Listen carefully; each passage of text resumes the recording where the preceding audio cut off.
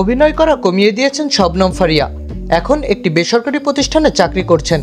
চাকরির বাইরে সময় সুযোগ মিললে এবং গল্প পছন্দ হলেই অভিনয় করেন। ছাত্র জনতার আন্দোলনে সরব থাকা এই অভিনয়শিল্পী প্রত্যাশা করেছিলেন গণ অভ্যুত্থানের পর দেশে বড় কিছু পরিবর্তন ঘটবে।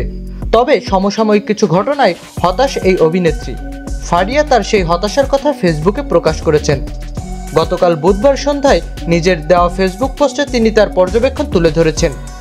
পোস্টে এও জানিয়েছেন বাংলাদেশের রাজনীতি নিয়ে আর কিছু লিখবেন না, এটাই তার শেষ ফেসবুক পোস্ট।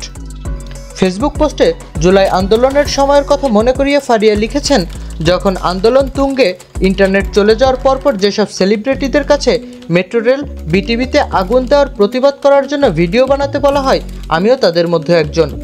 আমি প্রথমে সময় চাই, বলি ভেবে জানাবো। স্বাভাবিক সে সময় সরাসরি না করার মতো সাহস করতে পারিনি। তারা বলে সময় নেন, আপাতত ইন্টারনেট নাই, যেহেতু হোয়াটসঅ্যাপ বন্ধ তাই সিয়ামকে মেসেজ দেই, তুমি কি কল পেয়েছো?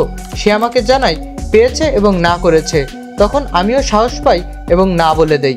ফারিয়া আরও বলেন, এসব কথা অযথা বলে বেড়ানোর কোনো ইচ্ছা আমার ছিল না, সে সময় এটাই করার কথা, না বলেছি বলে আমি বিশেষ কোনো ক্রেডিট নিতে চাইনি। যেহেতু আমি ব্যক্তিগতভাবে রাজনীতির সাথে প্রত্যক্ষ কিংবা পরোক্ষভাবে জড়িত না, অদূর ভবিষ্যতেও কোনো ইচ্ছা কিংবা পরিকল্পনা নেই। তাও যখন দেখি কেউ লেখে এরা তো ডলার খাইছে মার্কা কাল্পনিক গল্প, হাসা ছাড়া আর কিছুই করার থাকে না। শবনম ফারিয়া আরও বলেন, আমি এমন অনেক মানুষকে চিনি যারা মন থেকে আওয়ামী লীগ ভালোবাসে, কিন্তু জুলাই আন্দোলনকে সমর্থন জানিয়ে ফেসবুকে লাল প্রোফাইল পিকচার করেছিল। হয়তো জুলাইকে আমাদের সাধারণ মানুষের কাছে যেভাবে সে সময় উপস্থাপন করা হয়েছে, এখন বিষয়টি তেমন নাই।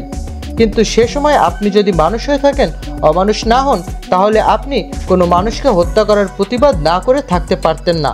আপনার রাজনৈতিক পরিচয় কিংবা মতাদর্শ যাই হোক, নিজ দেশের কাছে আর কোনো প্রত্যাশা রাখেন না জানিয়ে ফারিয়া লিখেছেন, এই স্ট্যাটাসের মধ্য দিয়ে বাংলাদেশের রাজনীতি নিয়ে স্ট্যাটাস দেওয়া বন্ধ করলাম, কারণ ফাইনালি আমি বুঝে গেছি জাতি হিসেবে আমরা অত্যন্ত বেহায়া এবং নির্লজ্জ।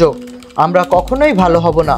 যত আন্দোলন হোক, সরকার পরিবর্তন হোক, যতই শান্তিতে নোবেল পাওয়া মানুষ আসুক, আমাদের কেউ দুর্নীতি এবং চুরি করা থেকে আটকাতে পারবে না। শিশু, কিশোর, বৃদ্ধ যেই ক্ষমতা পাবে সেই তার অসৎ ব্যবহার করবে। আমি আর আমার নিজ দেশের কাছে আর কোনো প্রত্যাশা রাখি না। বিনোদন ডেস্ক, BDN 71, ঢাকা।